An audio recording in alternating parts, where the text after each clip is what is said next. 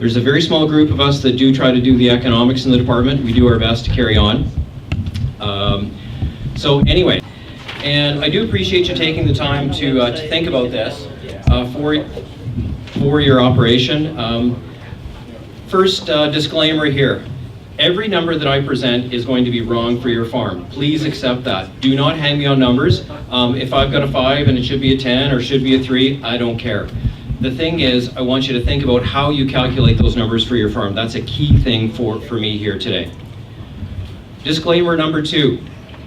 I calculate stuff. That's really what I do. Yesterday, when I did the presentation in the main MNP theater, I was basically referred to, and I think this was a compliment, they called me a spreadsheet enthusiast. I don't know. I'm not sure. It's pretty much true, yeah. Some people get excited about, very many things in life, but for me, a new version of Excel is a happy day. So calculating stuff is what I do. And along the way, I got a ton of numbers. There's no way you're going to digest them as I hammer through the screen. If you want a copy of the presentation, I think Laura did have some somewhere. Yes. Or I'll email you copies if you want. So we're not hard to find through me or through Laura. So just please get that and we'll carry on. They're on the Organic Food Council of Manitoba table. Okay, Oh, great. okay, awesome. Okay, so I firmly believe that cost of production planning is a key point of any farm operation. I think it's something you have to do. I don't care if you're conventional or organic, you have to know what your cost per bushel is. Cost per acre is great, but you don't sell acres, you sell bushels. You have to know cost per bushel, in my mind.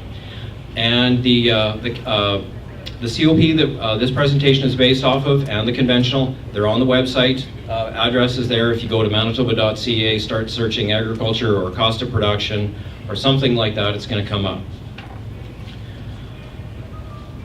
Okay, through the course of this presentation, I'm going to spin through the organic COP, kind of what's in it, what are some of the numbers that drive it. We're going to talk about operating fixed labor. We're going to talk about some of the analysis that's coming out of them. I'm going to be making a lot of comparisons back to conventional and try to get you to think about, again, some of the challenges that exist, again, both organic and conventional, and you'll kind of see some of those things that come out and some of the opportunities along the way. So, here we go.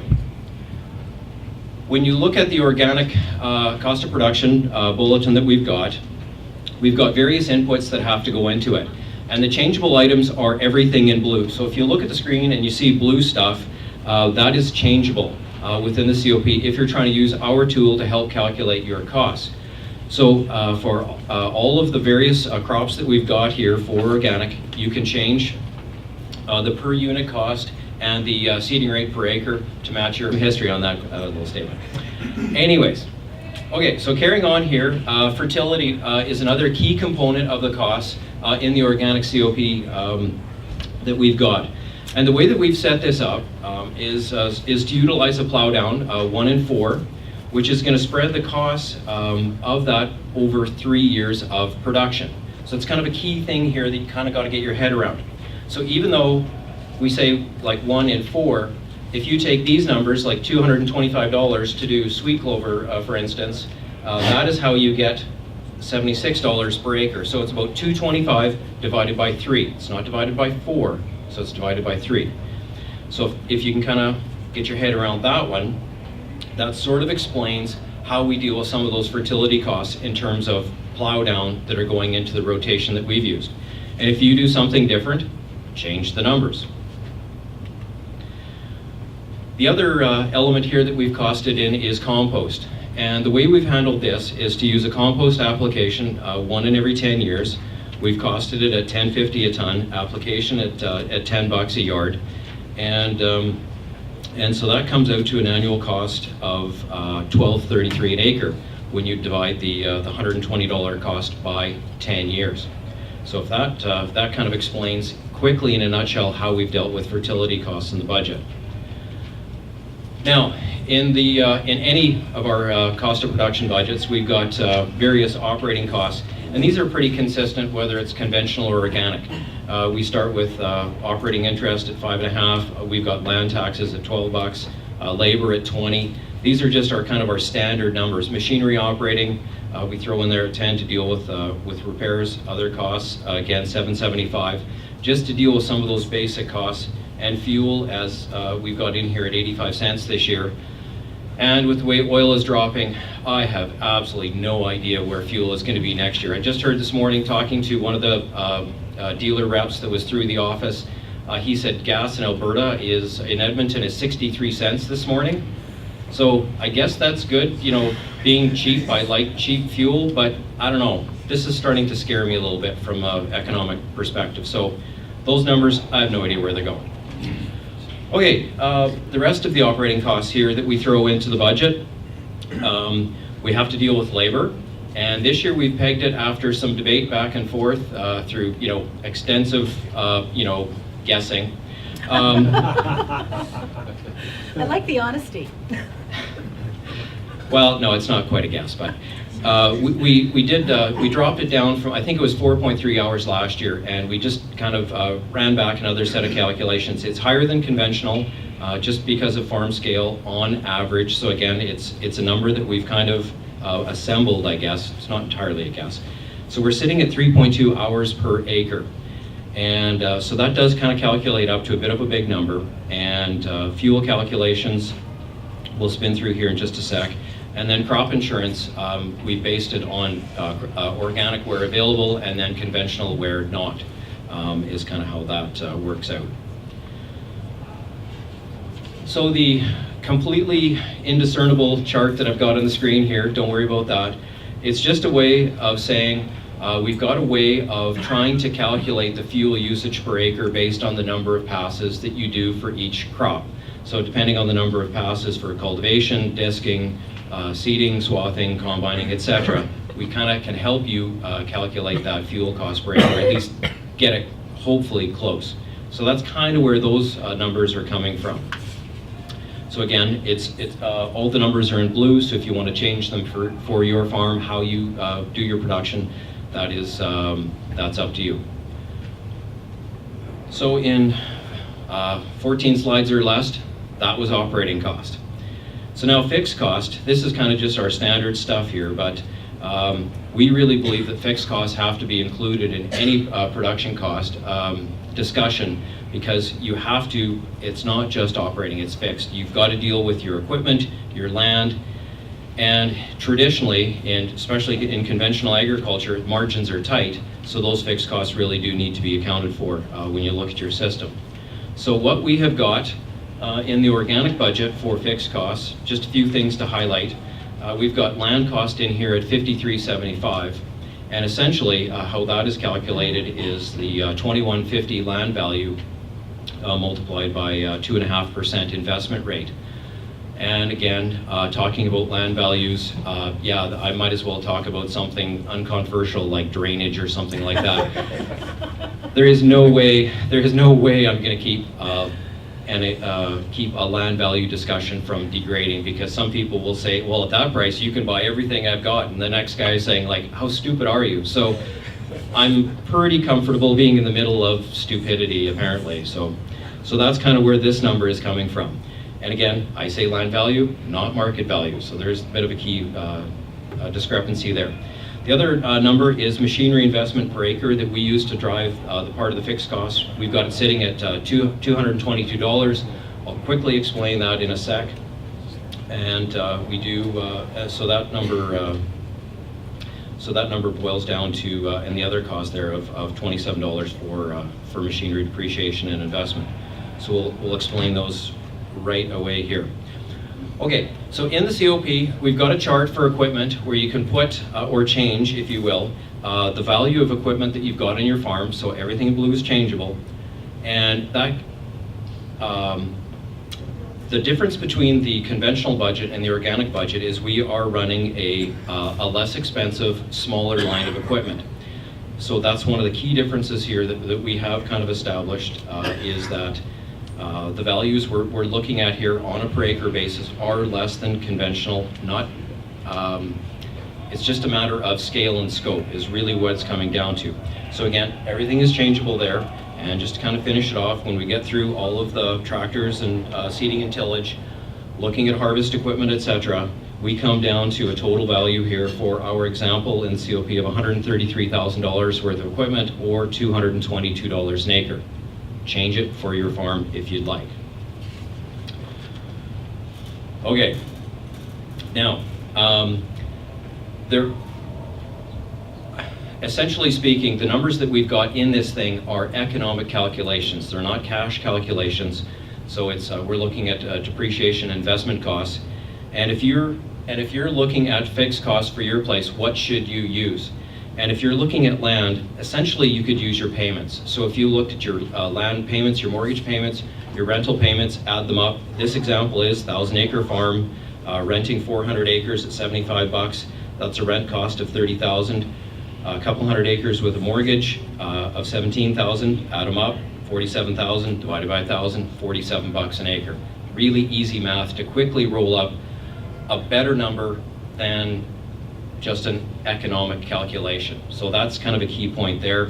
Equipment, the exact same theory applies. And if we're looking at a 1,000-acre farm with payments, of 25,000, surprise, surprise, $25 an acre. So maybe we should be adding in some depreciation depending on how you want to deal with the accounting of this, but I'm generally more worried about cash costs, to be honest. I'm not going to get into this whole how much should you have an equipment discussion because it's very variable, especially when you get away from conventional ag. Generally, again, whatever the farm can afford. Now, one of the numbers that we routinely talk about is machinery investment varying from 50% to 200% of gross revenue per acre. And I'm a little bit worried about using that number when you step away from conventional ag, because things, when you're dealing with higher revenue, you can almost lead yourself to deal with high revenue and organic. You can lead yourself down the path of over-capitalizing yourself in equipment. So generally speaking, when you're at a 200% level of gross revenue for machinery investment, you do put your operation at risk potentially in poor years because of depreciation risk. And if you're at the lower end of the 50%, you could put yourself at production risk because you're at risk of having breakdowns that affect the ability to get the crop in or off. So those are just some kind of general terms. So again, don't kind of hang me on this for organic, but you've really got to be comfortable with the level of equipment that you choose to invest in for your farm. Okay, so preamble done. So we're going to kind of start shifting gears and looking a little bit more in a little bit detail as to what's going on. Okay, first up here is the revenue pie for a conventional crop production system. Generally speaking, we're looking at 60 to 80% of gross revenue as operating cost. Now the rest of the revenue pie, 20 to 40%, is the margin over operating. And that margin over operating in a conventional farm has to cover land, equipment, and your living. There's only so much of that margin over operating, this chunk of the pie, to go around. So if you overspend on your operating, you're going to start pinching down the amount that you can pay for land or equipment or pull out of the farm for living.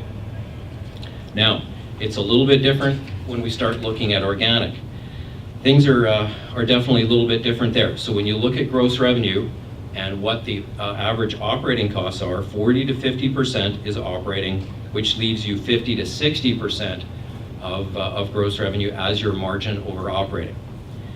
And the reason this is significant is that that increased profit level equals increased viability for smaller farms. You're able to pull out a higher level of profit on a per acre basis when you start looking at what the average gross revenues over and margin over operating for organic operations. So kind of keep that in mind as we kind of spin through some of these things further. Through the rest of the presentation, by the way, I'm going to be constantly flipping back between conventional and organic, contrasting, comparing, so that this theme is going to kind of carry on. Okay, if we look at the conventional operating costs, we are typically looking at a range of about $150 to $250 an acre. Total cost range is probably about $300 to $400, with some of the most profitable crops being up in the $400 to $450 an acre range. So that is conventional. Organic is fairly similar. The operating costs are actually a tick higher. We're probably somewhere in the $200 to $250 range for most of the crops. I'm not really going to kind of go through each of the details here, but the total cost range is a little bit lower at $300 to $350. So that's how some of those numbers contrast and compare. It's all on how you assemble those costs. And again, all of these numbers are sitting there staring you at the COPs that you can pull off the website. Now, analysis time.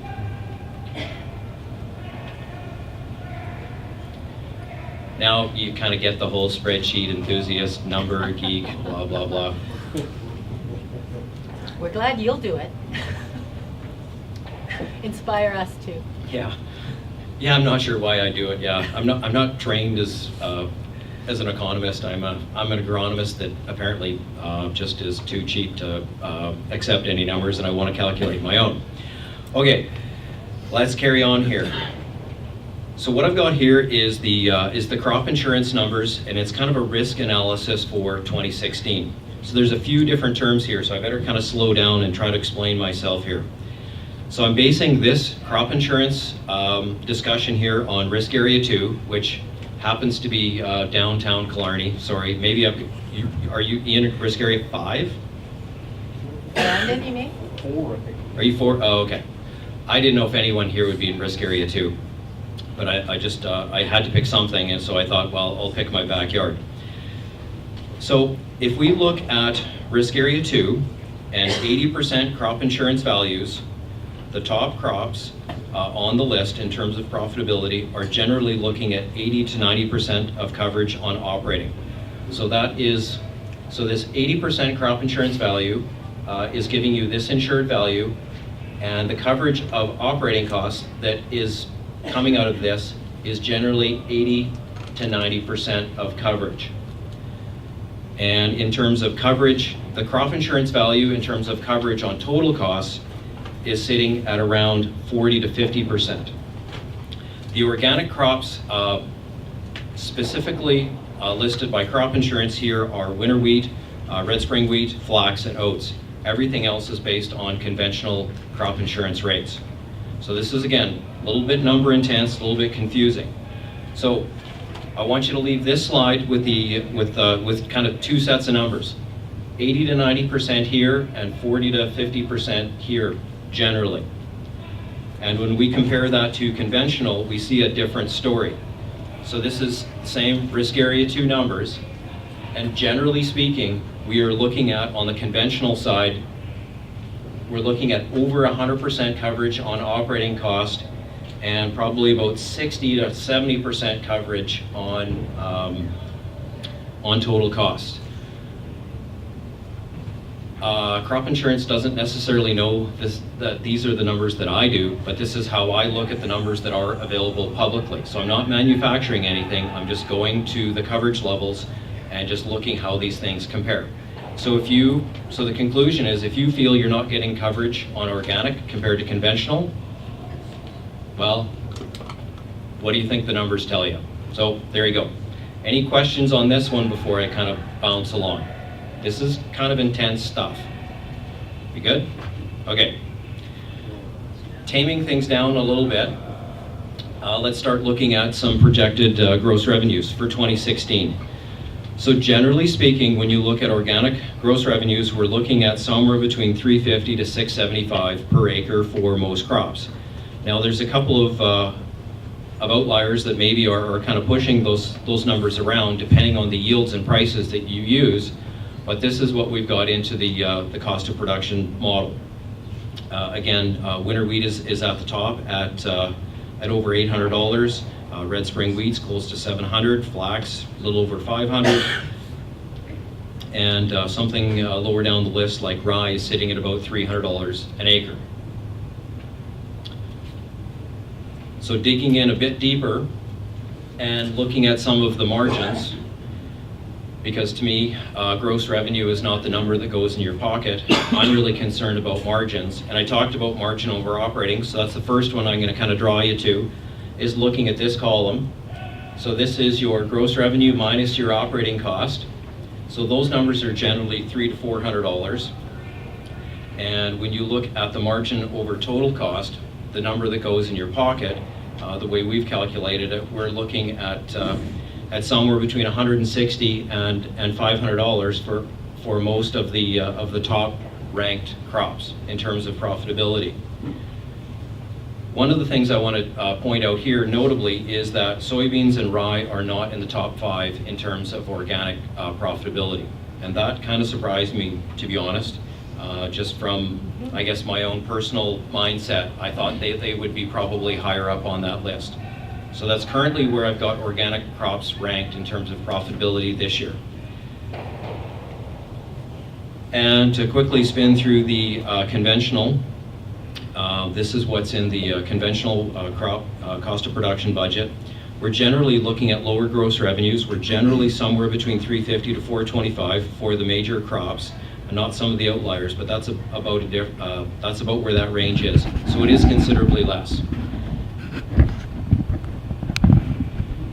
And in terms of the profitability rankings, things do look a little bit different here on the conventional side. We're looking at much lower margins. We're looking at net margins somewhere between 17 and 50, and a bit of red ink is showing up on the bottom, or least profitable crops. So that's kind of how organic compares to conventional. And I see Laura sitting in the audience here, and essentially this is the same conclusions that Laura pulled out for the articles that she had in the Cooperator based on the COPs that we had on the website. So again, I kind of got to thank Laura for kind of noticing that and pointing out some of those differences. Okay, next up, carry on with the analysis piece here, break-even yields.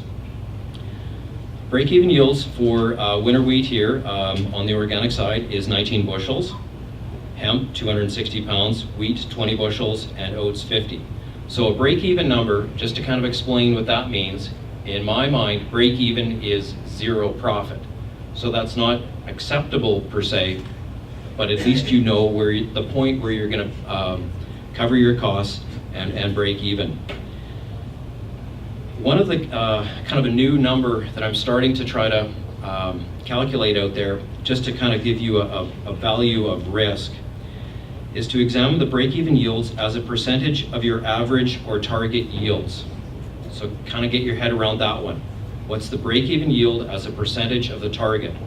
And that's this far column here. And this is kind of a term that Mark hasn't probably even seen yet either. So this is kind of new stuff that falls out of my head. So doesn't mean it's good. Just means that's what happens. So the one thing you'll notice here is the higher profitable crops have got a break-even yield that is relatively low. This percentage is relatively low, like 40 to 60%, and the least profitable crops are trending up into the 80, 90, or 112% of average. So to break even on a lower profitable crop, you've got to grow 112% of your average yield, which is probably not reality. So just kind of keep that in mind, and we'll compare that in a minute. So the break-even prices for organic,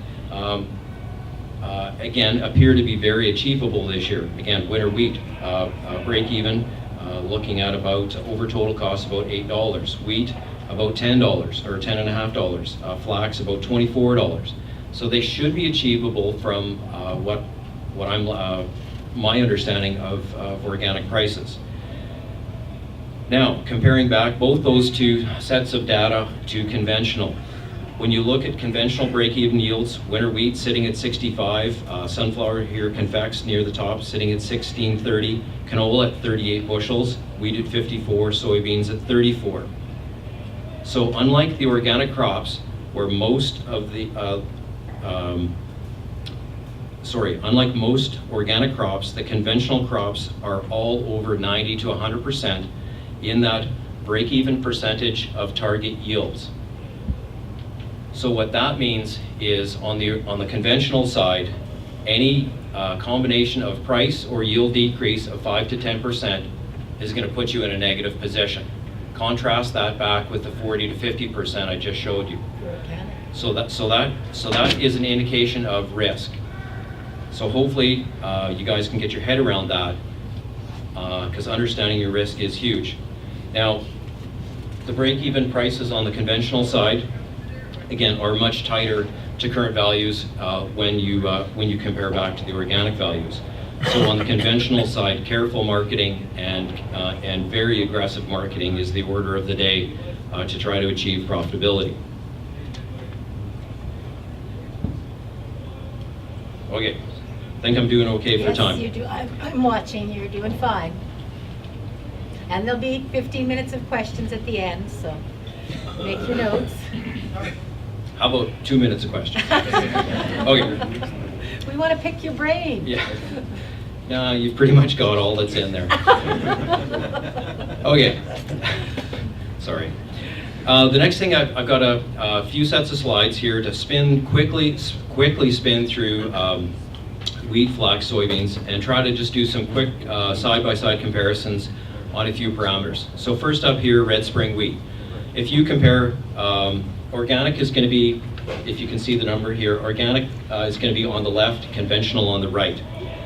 So operating costs between the two is very similar. Organic is a tick higher at 217, and wheat conventional is 201. Looking at fixed costs, again, I've got a little higher fixed cost. That labor number that I talked about earlier, having a higher, like 3.2 hours per acre, that kind of is the big part of the difference.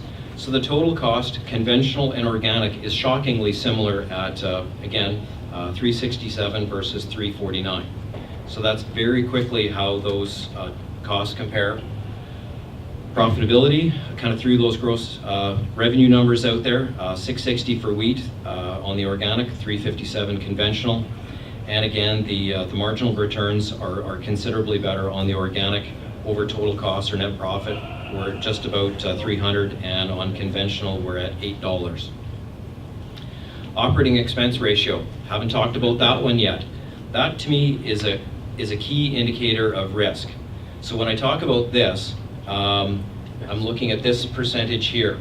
So that is the percentage of your crop that, the percentage of gross revenue that is operating cost. If you're 60 to 65%, you're actually probably pretty good in the conventional realm. And the higher that number climbs, the more risk you're taking on. So that means your costs are higher, again, as a percentage of your revenue. So the higher that gets, the riskier things are. So just kind of track that one as we go through here. And looking at the break-even analysis numbers, over total cost, organic is 19.5, and conventional wheat here is 54 bushels. Those are probably both pretty healthy numbers, but the break-even is certainly getting high when you look at conventional. Okay, flipping over to oats. Bottom line operating cost here, 194 on organic, 162 on conventional. Again, organic is a touch higher. Fixed costs, again, kind of that same story as wheat. So organic total costs are sitting at 349 and conventional at 315. So again, organic is higher cost. But the same story as wheat. Higher gross revenue because of the higher organic price. So gross on organic is sitting at 525 and conventional sitting at 300. And that operating expense ratio that I pointed out earlier, sitting at 37 compared to 54, again, lower risk. And if you'll notice the profitability on the conventional, it's sitting at a $16 an acre loss compared to the $175 profit on organic. So the break-evens, organic 50 bushels, and conventional sitting at 105. So this is kind of the way that I go through this. Soybeans, I'm going to kind of just quickly bounce through this. Costs are pretty similar, getting close to 2 to 250 on the operating. Whoops, on the operating side. Sorry, I didn't click the slide. Okay, carrying on here. Fixed cost soybeans. again, that same story. So we've got total cost on the organic side of close to 400 and about 350 on the conventional. Gross revenue estimates how that flips up, $500 for organic, $350 for conventional. Again, so you'll notice because soybeans was a lower profitable crop for organic, the operating expense ratio is starting to climb at 48%. That's higher than the oat number, the wheat number, so you're taking on more risk. But compared to the conventional side, still not that bad in terms of that operating expense ratio. Break-even yields on the organic side, 14 bushels, and conventional 34. So that's kind of where those numbers sit. And last one here to go through is flax. Organic operating cost 217, conventional 166. Total costs come in for organic at 365 and 311 for conventional, so that same trend holds of a difference in cost. But when you start looking at profitability, things change greatly. Gross revenue estimated at 527 compared to 294, and that net profit is of 161 compared to an $18 an acre loss on the conventional. Operating expense ratio at 41. Again, it's a slightly lower profitable crop compared to some of the others, so that operating expense ratio is starting to climb. Break-even yields sitting at 10.7 on the organic and 26.5 on the conventional side. Okay, so if we just take a step back after going through all the mountains and mountains of numbers and data and all that stuff and boil it back into a chart, if you look at the marginal returns of organic, and we've got two numbers here, we've got margin over operating kind of in the blue bar, and on the red bar we've got margin over total cost, so the net profit. We're looking at net profit levels somewhere in the 100 kind of on the lower end, upwards of the $300 an acre zone on organic in terms of margins. So fairly healthy margins. And if you compare it graphically to the conventional side, the stories are much different. So, and again, these are straight out of my COP numbers that are on the website. So we're looking at net profit somewhere between 10 and 50. So it's considerable, or in some cases, we're looking at some considerable losses down here. So again, 50 is about the top end for the higher number crops, and that's navy beans, winter wheat, down to $10 for some of the more traditional crops. So margins are tight. 5 minutes. Okay. A couple of quick comments about land and land values. You're probably not going to get me to do too many presentations where I don't jump into land values to some extent, because there's potentially some opportunity here to talk about. A retired farm management guy in Alberta said average land rent in Western Canada was 18 to 22%. That struck very hard with me because that matched up some of the numbers that we were working on. So I really feel that this was, and probably for a bit, is about the range of cash rent. So if you look at organic gross revenues, that's suggesting that cash rent should be somewhere between 72 and 132. So if you're in an area where, and kind of the take-home message of this one is, if you're in an area where you can out-gross revenue your neighbor, you can probably also out-compete him for land. And I'm not trying to say that Killarney or Wawanesa should be having cash rent in the 72 to 132 range. I'm just saying, based on gross revenue, technically that's probably where that number should be. So I think that's an opportunity for you to examine when you look at your revenues and look at your land cost. And another thing that I want to quickly talk about is the relationship between gross revenue and land value. This is, again, I think, where there could be some opportunities. The simplest way I can boil down land values into a formula related to gross revenue is to look at cheap land being gross revenue times 5. Insanity is gross revenue times 10. And this is all kind of boiled down about, I've read articles from various banks, financial institutions, talking about land bubbles, asset bubbles, housing bubbles. So the insanity really, I think, holds true at 10. So if we were looking at organic, theoretically insanity is hitting at 4 to 6. And now at Killarney, when on a conventional side, just back in my backyard, if we're looking at gross revenues of 300, 325, insanity is hitting at $3,000. Well, that's where it is. So potentially, again, organic, with the opportunity of higher gross revenues, could possibly pay more for land and outcompete somebody else, potentially. It's just numbers for you to think about. Now, I got to give a little bit of a plug to a new spreadsheet. Yes, I know, shocking, another spreadsheet.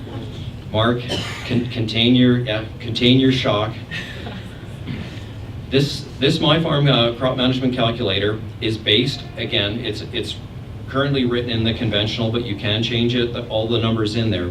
It's based on the COP, so it's simple and easy to use and easy to preload. It works on the cash cost for your production on a per bushel basis, per acre basis, and a total cost basis, and you can use it at various points in the season to help you manage your operation. So it does look at a bunch of different things in a kind of a cool way, the whole break-evens, margins, help you with marketing, because it can help you track your grain sales and calculate your break-even on your remaining unsold bushels. And that's a number that even if somebody's good with numbers in their head, that one's tough to do on the fly. So this one will do that, and it will help you with some of that kind of stuff. And it's got a what-if analyzer that basically says, what if I want to decrease yields, decrease prices, buy machinery, add cost, rent land, what does that do to the bottom line? So it kind of does it very quickly and easily. And the last thing I kind of want to mention is the rest of my spreadsheet enhanced life or geek or whatever it is. We've got a whole list of calculators on the website. Some of them, again, in terms of land rent, land value, crop shares, not so much the fertilizer stuff, that doesn't really apply to you. We've got a variety of resources and tools on our website that hopefully can help you manage your operations today and down the road.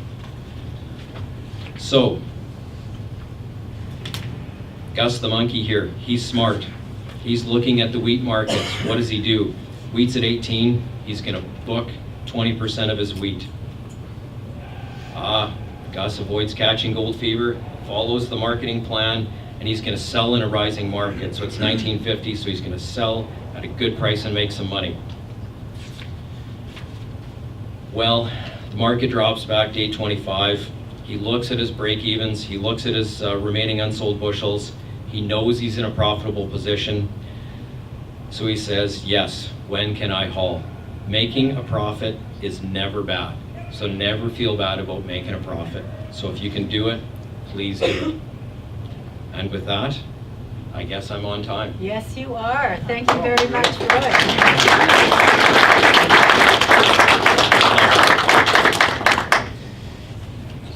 I want to make a mea culpa about something that Scott Shields just pointed out to me, which is I might have got the price for winter wheat really wrong.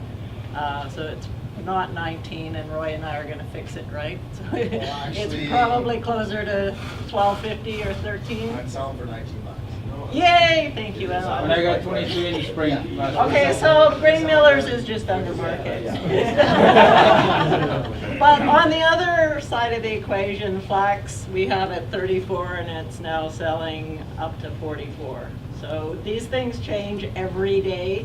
So I probably said this at the beginning, put your own numbers in there. You have to. There's no change for that.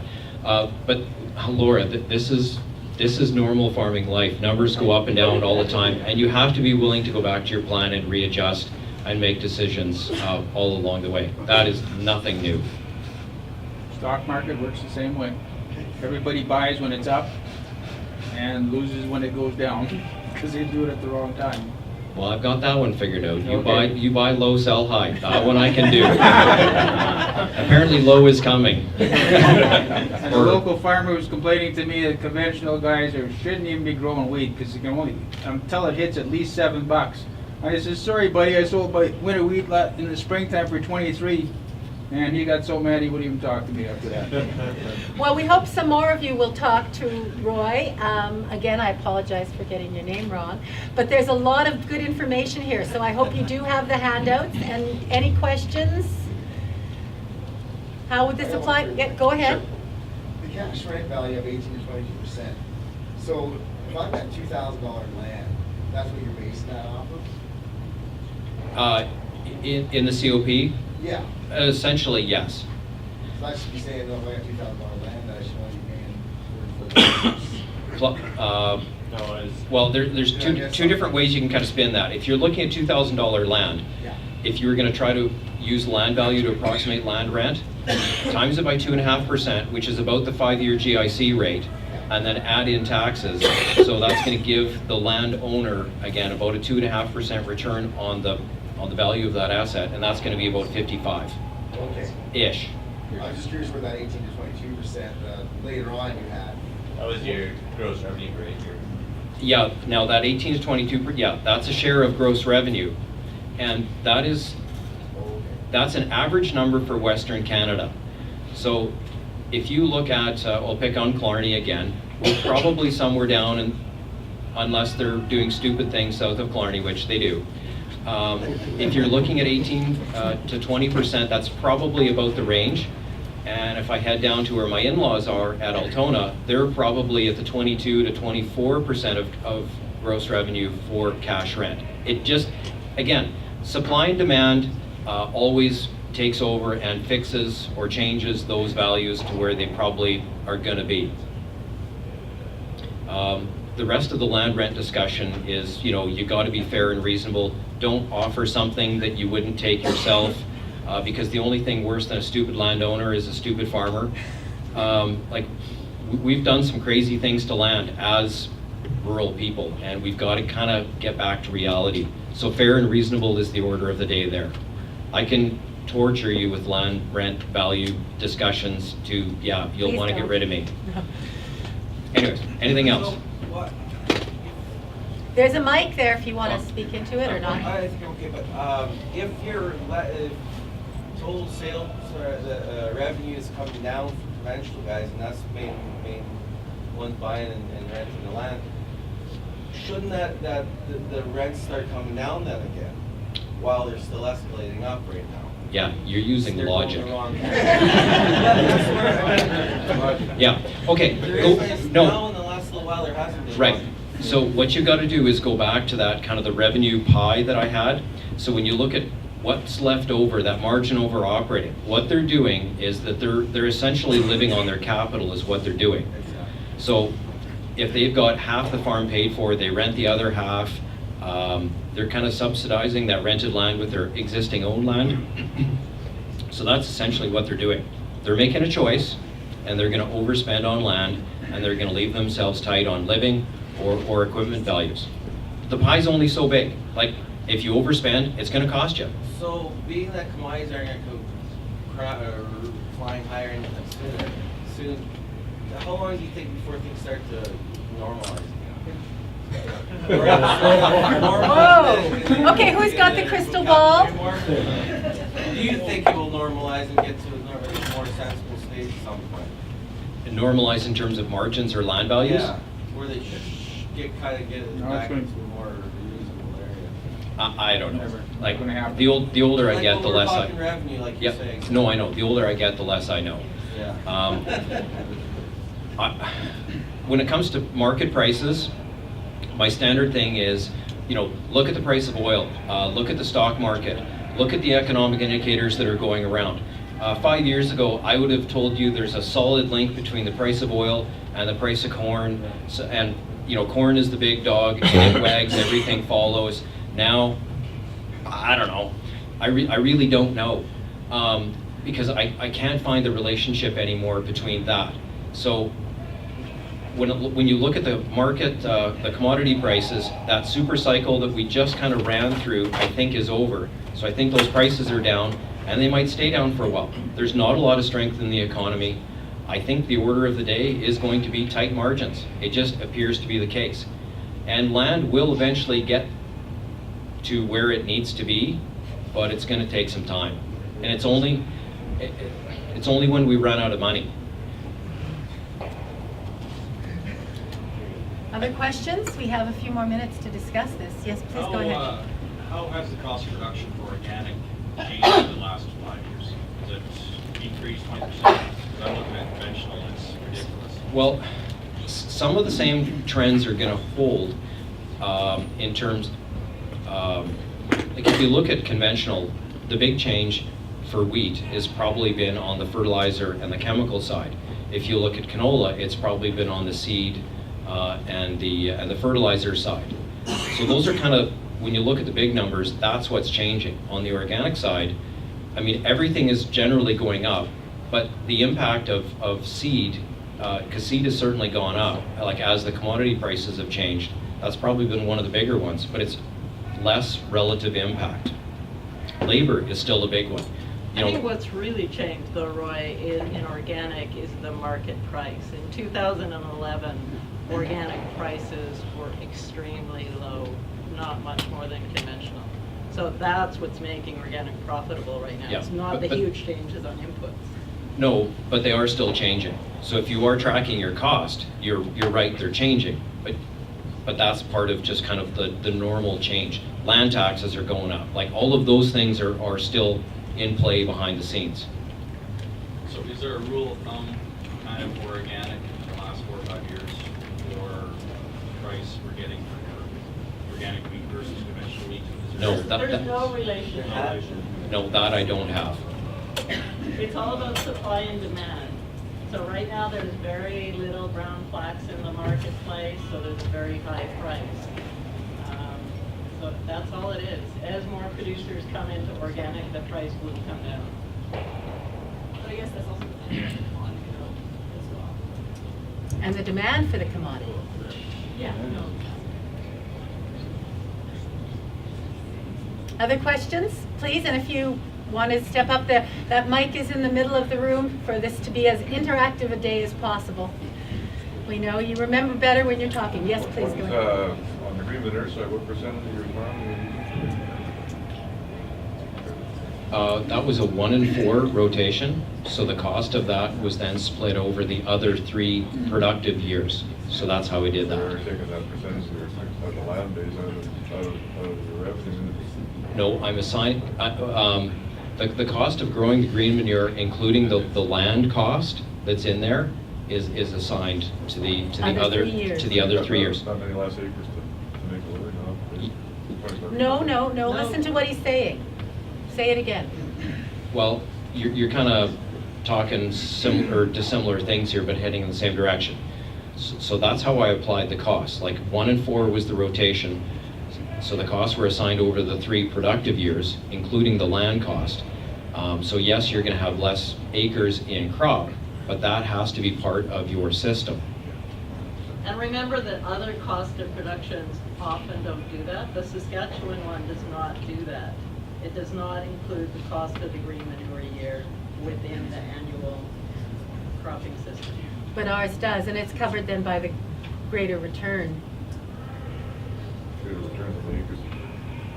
Yeah, on the years that you do, that has to cover for the year that you're not harvesting, you're putting it back. But that's part of your total farm planning and revenues and costs that you have to calculate.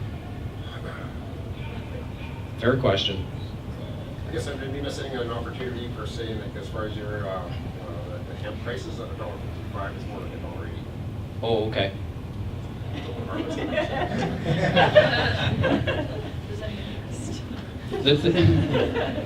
We can't keep up with him. This is nothing new. Like when we assembled these things in late November, we kind of are trying to do them all kind of at the same time. I've got print deadlines and I've got to get them on the website. So at some point you pick some prices, you take a wild guess looking forward and you see what you do. It's even uglier on the conventional side.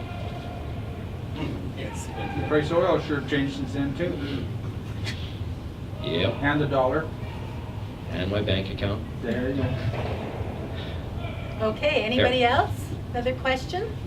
No, that's pretty much it. Well, thank you very much, Roy. This is very useful information. I'd just like to say again,